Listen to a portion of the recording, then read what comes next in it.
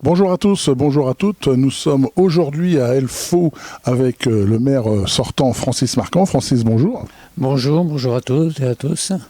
Alors Francis, à la tête de la liste Gardons le cap pour Elfaux. Mais avant toute chose, qui est Francis Marcand ? Je suis, je pense que beaucoup de monde me connaît, je suis sur la commune depuis 1972 au travail. J'ai passé 26 ans en tant qu'administratif à la mairie d'Elfaux et au niveau élection, je suis élu depuis 2001 quand j'ai quitté la commune au niveau travail pour aller sur la ville voisine de Blandec. J'ai fait 2 mandats de conseiller municipal et je suis maire de la commune depuis le mandat de 2014. Voilà. Gardons le cap pour Elfaux. Ce slogan, y a-t-il encore des choses à faire à Elfaux ? Dans une commune, il y a toujours à faire, premièrement, les finances des collectivités ne sont pas toujours faciles avec toutes les réductions qui ont été mises par le passé, notamment de l'État, etc. Mais puis il y a toujours une évolution de la commune, il y a une nouvelle population qui attend, il y aura encore des travaux et oui, il y a des priorités pour Elfaux. Après ce que nous avons fait au cours de ce mandat ici, notamment la RD 198, la rue de Blandec, qui est achevée à ce jour. Alors dimanche prochain, un nouveau duel contre Brigitte Leblond, comme en 2014. Que pouvez-vous dire sur ce duel ? Ce duel, pour moi, elle a dit que c'était la démocratie, c'est vrai, moi, il n'y a pas de problème. Ce duel, je l'attendais, je savais qu'elle allait revenir pour reprendre la place de maire qui est convoitée, contrairement à d'autres communes parfois. Mais on y va avec, je ne vais pas dire la fleur au fusil, mais moi je suis content d'être toujours à l'écoute des habitants de la commune, à leur contact, contrairement parfois à ce qu'on peut dire. Et c'est pour moi, j'ai cessé la vie active il y a 6 ans et si je n'aurais plus cette activité, notamment à la mairie, qui a été toute ma vie pendant 42 ans, donc j'ai besoin de ça et c'est pour ça que ça m'aide beaucoup dans mon travail, la fonction de maire d'une collectivité de 1700 habitants. C'est toujours passionnant. Alors on vient de dire qu'il y avait quand même toujours quelque chose à faire dans la mairie, mais le projet ou les priorités dès les futurs 6 ans. Alors la plus grosse priorité, ce sera dans le mandat, c'est l'église d'Elfaux qui est en mauvais état depuis pas mal de temps. Il y avait déjà un projet mis en 2013, mais malheureusement nous n'avons pas pu, il y avait d'autres priorités. Donc l'église d'Elfaux d'ailleurs il y a un filet de protection qui a été mis par l'équipe précédente, on va y travailler. J'ai déjà demandé au niveau du conseil municipal de m'accorder de prendre une assistance à maîtrise d'ouvrage pour faire l'étude. Ça avait été fait, je devais le faire en 2019 mais ça n'a pas été possible, donc là c'est dans les starting blocks et ça partira et ensuite nous ferons le diagnostic complet par un maître d'œuvre agréé au niveau du patrimoine et nous verrons pour la réalisation des travaux en fonction que nous serons dans le programme qui est subventionné par l'État, la Fondation du patrimoine et le département pour réaliser les travaux sur... Oui, c'est bien une priorité parce qu'il y a du travail. Un autre sujet quand même qui fait couler un peu d'encre, le City Stade. Alors ça, on est où là ? Le sourire. Alors le City Stade, on voit beaucoup de City Stade dans toutes les communes. Il y a 6 ans, on savait que ça allait être difficile, donc on ne l'avait pas mis dans le programme, sachant les travaux conséquents que nous avions au niveau de la voirie. Par contre, début 2019, notamment en février, j'ai demandé au conseil municipal de délibérer là-dessus. Pourquoi? Parce que tout simplement, au cours de ce mandat qui s'achève, j'ai rencontré des jeunes qui voulaient à un point pour se défouler, notamment avec un ballon, etc. Ils allaient sur le terrain de sport qui, en principe, pour le préserver, est interdit. Il y avait un petit triangle à côté, mais moins intéressant. Donc il y avait de la demande des jeunes.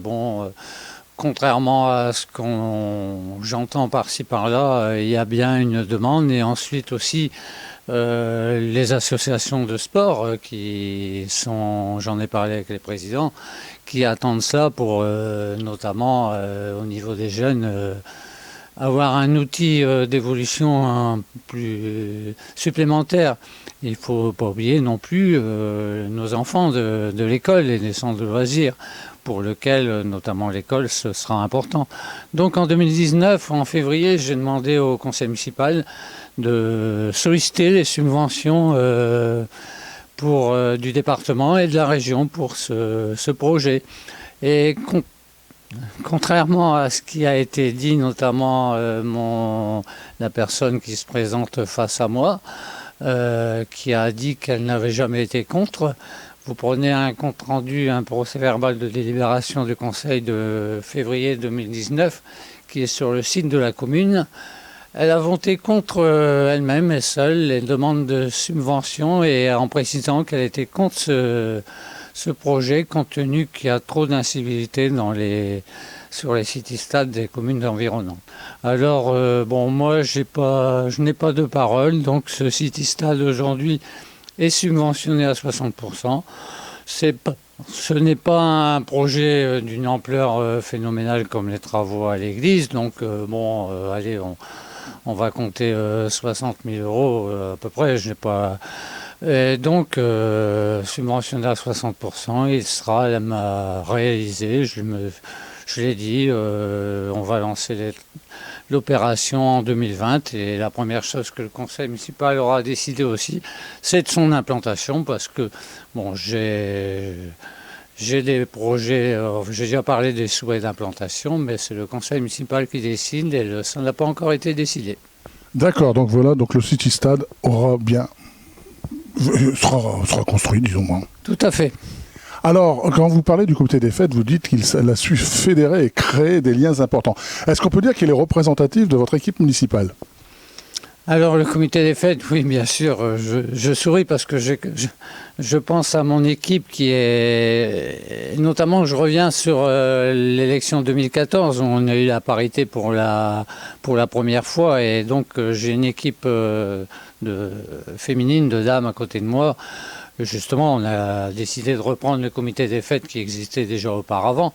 Et est-ce que le fait... je suis encore jeune, donc je ne veux pas dire qu'ils sont beaucoup plus jeunes que moi, mais j'ai une équipe très dynamique là-dessus, même les hommes, mais j'ai un très bon comité des fêtes.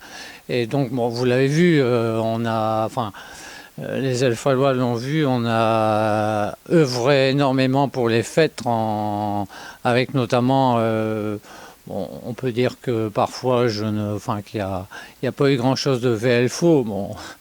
Ça me fait sourire, mais prenez quand même le marché de Noël qui a pris une importance capitale, c'est plein. Les enfants qui viennent apprécient la photo gratuite avec le Père Noël que le comité des fêtes lui offre. Je prends ce qu'on a lancé, le réveillon de la Saint-Sylvestre, qui cette année s'est rempli en même pas 3 jours. Je prends dernièrement, ça fait 2 fois qu'on a fait avec la troupe métronome, et ça a été fait en février. Pareil, on a dû refuser des places. Donc c'est vrai que ça me fait plaisir, et je les épaule, là je suis là avec, mais tous les membres et toute l'équipe du comité des fêtes fait un énorme travail pour l'animation. C'est vrai que on peut parfois avoir quelques regrets. Je prends notamment à la fête communale il y a 2 ans, où on avait fait un programme de festivités, des petits chanteurs de la région qui ont fait connaître leur talent pendant 2 heures, et puis malheureusement il y avait très peu de public. Ça, je n'y peux rien, mais on fait pour faire le maximum d'animation. dans la commune, et le comité des fêtes est un élément indispensable et que j'apprécie beaucoup. Et bon, je les remercie toutes et tous de s'impliquer ainsi. Alors, Monsieur Marquand, pour clore cette interview, je vous laisse le dernier mot. Que pourriez-vous ajouter à tout ce que vous venez de dire? Ce que j'ajouterais, aujourd'hui, on a fait du porte-à-porte, on a porté les documents, les professions de foi, etc. J'ai fait un bilan. On me le dit, je l'ai entendu, les travaux qu'on a fait dans la rue de Blandex, c'est important, malgré que ça a traîné longtemps, mais ça, on n'a pas eu le choix. Globalement, je pense avoir une bonne opinion des habitants de la commune qui m'en ont fait part. Par contre, j'ai entendu notamment dernièrement des petites phrases genre que je pouvais être un maire ou un homme dangereux. Ça me fait un peu sourire.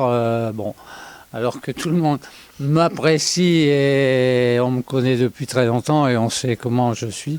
Donc non, je continuerai avec toute mon équipe, d'ailleurs qui n'est pas très renouvelée, parce qu'on a eu, c'est ce qui est important aussi tout au long de ces 6 ans qui viennent de passer, une parfaite cohésion avec tout un groupe. Moi j'étais à l'écoute, j'étais le chef d'orchestre, mais je laisse des initiatives à tout le monde.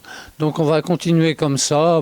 Après tout ce que les bruits, globalement ça se passe bien, donc il n'y a pas de problème. On va continuer comme ça si évidemment les Elfaloises et les Elfalois nous accordent à nouveau leur confiance. Et ça ira ainsi et j'en serai très reconnaissant et on continuera. Voilà, donc Alfalois, Alfaloise, le rendez-vous est donné donc dimanche prochain pour élire votre nouveau maire, donc Monsieur Francis Marquand ou Brigitte Leblond. Donc c'est les urnes qui vont parler. Donc Francis, merci de nous avoir accueillis.